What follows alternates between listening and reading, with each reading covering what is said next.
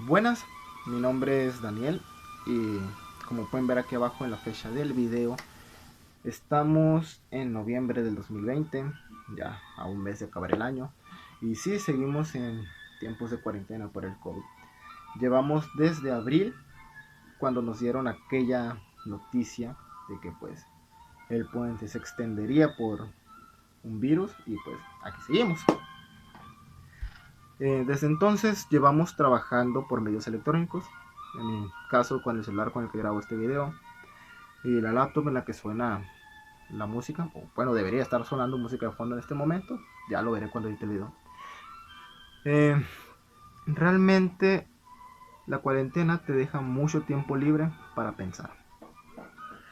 Individualmente ya he pensado, reflexionado sobre bastantes cosas, pero si tuviera que hablar sobre la carrera, sobre la preparatoria, sobre la universidad, diría que es en la clase de literatura donde más tiempo he tenido para pensar y reflexionar y de hecho debatir con mis compañeros y mi profesor. Han sido clases de alto provecho. Últimamente hemos estado hablando mucho sobre cómo formar a lectores, ya que como mencioné en un principio, estamos cursando la licenciatura en educación primaria, o sea, somos y seremos maestros de primaria. Por lo cual es en estas edades las indicadas, las idóneas, para inculcarles hábitos a nuestros niños, a nuestros alumnos. Y el hábito de la lectura sería pues un muy buen hábito que pudiéramos dejar. Por tanto, estamos viendo cómo formar lectores. Hay mucha controversia sobre eso, sobre si nuestro papel como mediadores debe ser un papel fuerte, un papel intermedio, debemos ser simplemente un guía, decirles exactamente qué leer, guiarlos tal vez, darles lo que quieren, darles lo que nosotros creemos que es bueno, sobre si contextualizar, cómo dejar viva la cultura dentro del niño, qué tipos de libros ofrecer, si utilizar los libros álbumes, que son aquellos que tienen muchas imágenes y poco texto, si las imágenes de los libros deben ser meramente llamativas, si los colores deben de ser vivaces, si llamar la atención con la portada, y si los libros necesitan tener un mensaje implícito, una moraleja dentro de cada historia para darles una enseñanza fuera del entretenimiento. Es un tema muy interesante, pero no es el tema que voy a reflexionar en este video. En este video yo vengo a contarles precisamente cuál es mi historia como lector, cómo es que yo me he formado como lector. Les adelanto, no es nada del otro mundo, no es nada particularmente extraordinario o interesante, porque a mis 20 años, ya casi 21, no me considero un gran lector, no me considero alguien ávido en este mundo de la literatura. Pero por lo menos un tanto curiosa sí será la historia. Mi papel o mi relación con la literatura, con la lectura, inicia a tempranas edades. Por ahí que fue a los 4 años tal vez, 4 o 5, no lo recuerdo muy bien.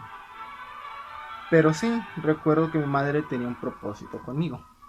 Y era que antes de que yo entrase al kinder, ya pudiera leer, ya pudiera escribir y supiera otras cosas como sumar, dividir, multiplicar, restar, pues matemáticas básicas, valores y demás cosas. Formación básica. La formación que pone debería obtener pues en el kinder, pero antes de entrar al kinder. Y vaya que se le logró.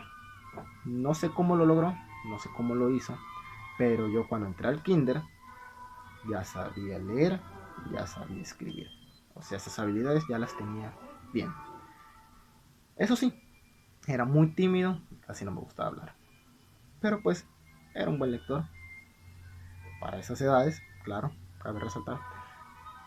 Eh, no sé cómo lo hizo, pero simplemente pasó.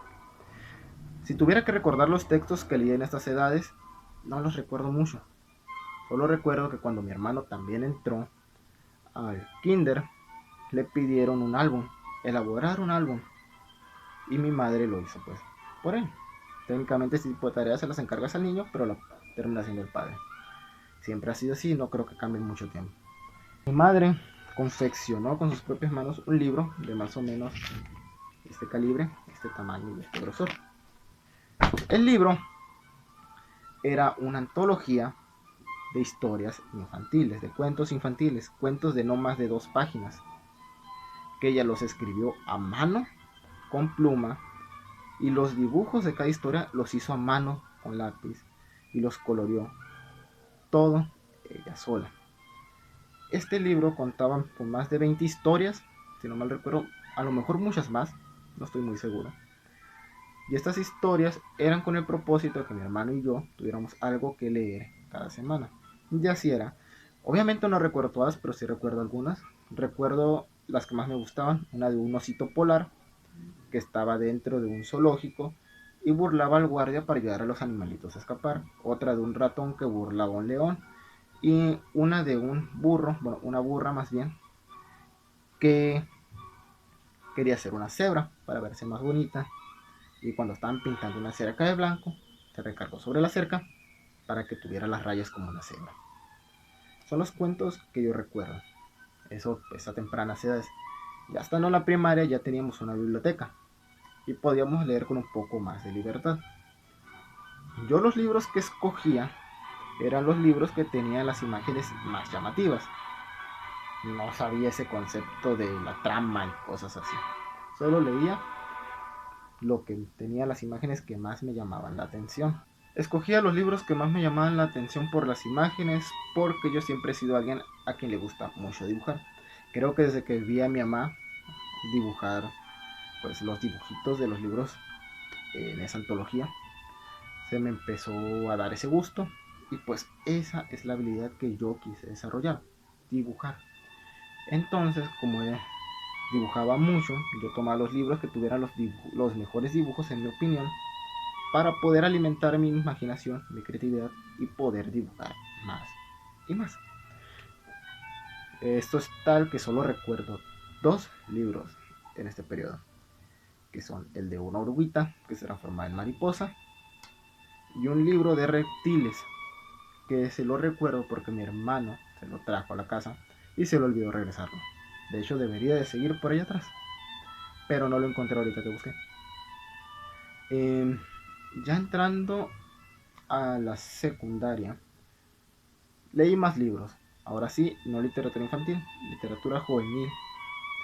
Eh, Aquellos libritos que ustedes ponen por ser como de este tamaño, normalmente delgados y hablar casi todo sobre adolescentes. Bueno, tener adolescentes como protagonistas.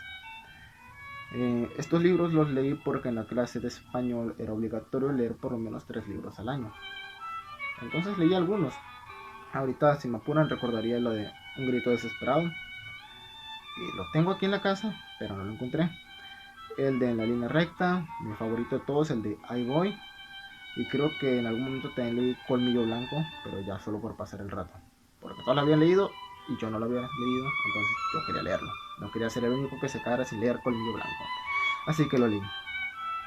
Pero los libros que sí recuerdo haber leído que dejaron alguna marca en mí fueron los que mi madre y principalmente mi abuela me traían de vez en cuando porque estaban en oferta en la ley y miraban que a lo mejor me gustaban.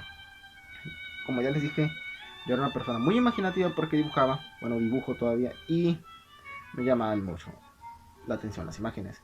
Entonces, el primer libro que recuerdo haber leído fue una antología, que es este que mostré ahorita. Se llama Pregúntale a Pato.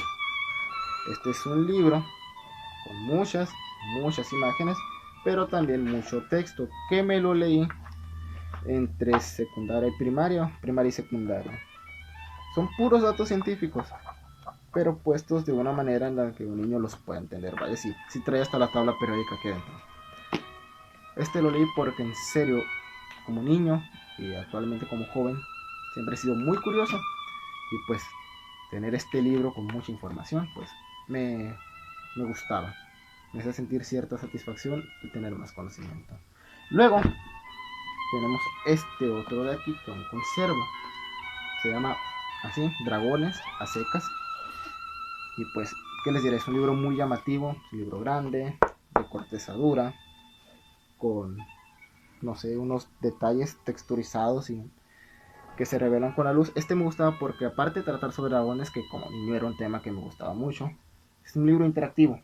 Por ejemplo, mire, lo abrimos aquí, tiene una carta que podemos abrir. En sí el libro se trata de un investigador, un draconólogo, que está por aquí su bibliografía, que nos intenta pasar su investigación de toda la vida a través de este libro.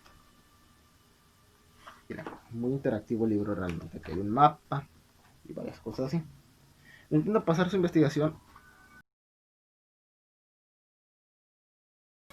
nos intenta pasar su investigación a través de este libro. Me llama la atención mucho porque es muy interactivo. Por ejemplo, aquí supone que esto es piel de este dragoncito de aquí y puedes interactuar con ella. Lo mismo por acá abajo. Acá se supone que esto era textura de pluma y otras cosillas. Ahí pues podemos ver que el libro realmente es bastante interactivo. Aquí cómo se supone que se desarrollarían los dragones o cómo se desarrollaban en el huevo. Pues ya, hasta salir de él. Me gustaba mucho. Muy interactivo. Esto supone que es el abecedario, que lengua de dragones. Que varias cosas escribí utilizando ese abecedario. Hace tiempo. Tenemos que diarios, demás adivinanzas por acá. Y al final del libro, bueno, unas leyendas, y al final del libro venía esto.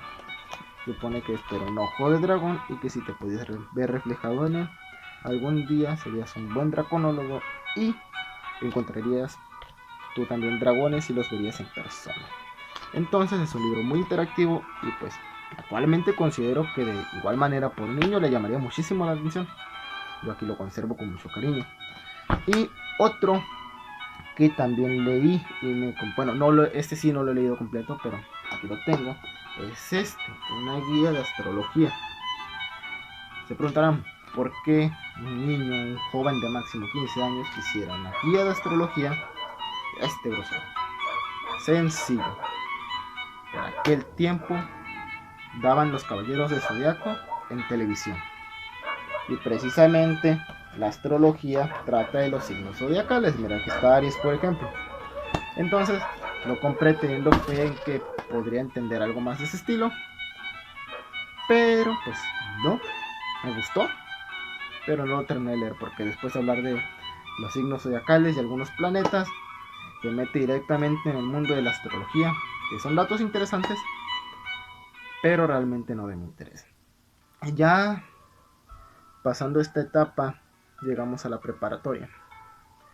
En la preparatoria ya fui más libre, bueno, dentro de lo que cabe más libre, de escoger si quería leer o no, cuándo leer, qué leer. Y mi decisión fue no leer, así secas. No leí nada por mi propia voluntad en preparatoria, en parte por el tiempo, porque pues yo iba en la tarde, pero también tenía que ir en la mañana, así que pues estaba muy corto de tiempo y el tiempo que me quedaba lo utilizaba para convivir con mis amigos, salir, divertirme y pues descansar, principalmente descansar. Ya hace casi 3 años que entré a la universidad y ha sido más o menos lo mismo que en la prepa, solo que pues sí he leído más. Un libro que lo leí recientemente por compromiso es un libro infantil que se llama Te quiero casi siempre. Bueno, literatura infantil, un libro que trata de darnos el mensaje de aceptar a las personas como son, muy implícito el mensaje. Y otro, ya por voluntad propia, porque también me gusta mucho investigar. Yo considero que saber suficiente sobre filosofía es necesario y es útil. Entonces quise empezarme en ese mundo de la filosofía con el libro de Ética para Amador, de manera virtual, porque pues es un poco difícil conseguirlo en físico y era más práctico conseguirlo de manera virtual. Volviendo, el libro ahorita lo tengo aquí descargado y es el que voy tratando de leer. Libro que realmente me gustó bastante, lo considero muy interactivo y pues no hay mucho más que decir. Esa ha sido mi historia durante 20 años sobre cómo me he formado como lector que soy ahora. Si me apuraran en dar una conclusión, les diría que no me considero un gran lector. Sin embargo, tampoco me considero el promedio. Considero que mis habilidades son medio altas, por encimita de la media.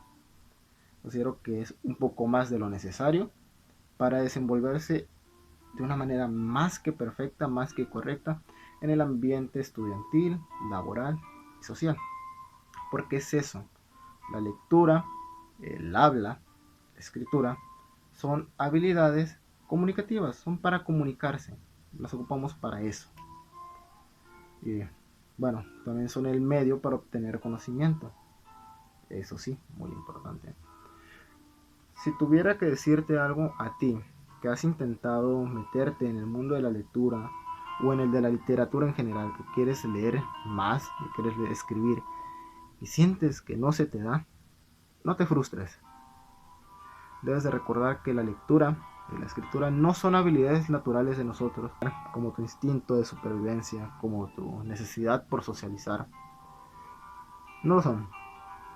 Son habilidades que nosotros desarrollamos y enseñamos para comunicarnos de maneras más complejas. Y ojo con esa palabra, complejo. Aprender un idioma y dominarlo es algo complejo. Desde que somos pequeños nos toma varios años poder comunicarnos y nos toma más años llegar a un nivel como este, donde podemos expresarnos con un amplio repertorio de palabras. Las podemos escribir, sabemos dónde utilizar ciertas palabras, dónde utilizar otras, sinónimos, antónimos y demás. Entonces yo te diría, no solo para la lectura, no solo para la escritura, para cualquier cosa que quieras probar, cualquier cosa nueva, yo te diré que no te frustres. Tú eres un individuo al igual que yo, y al igual que cualquiera de nosotros, y como individuos tenemos características que nos hacen únicos. Por ejemplo, por ponerme de ejemplo a mí, no soy muy bueno, o sea, no me considero muy bueno, muy atraído por el mundo de la literatura, pero sí soy un gran lógico y matemático. Soy un asco para el baile, pero soy un muy buen artista, un artista dibujando y pintando.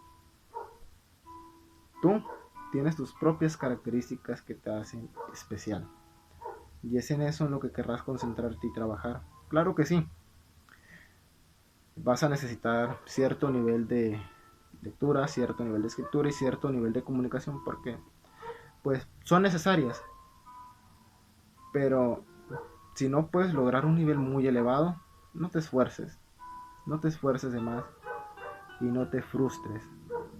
Consigue solo lo necesario, solo lo que tú consideres que necesitas para vivir tu vida. Y pues sin más, esa sería toda mi reflexión de hoy.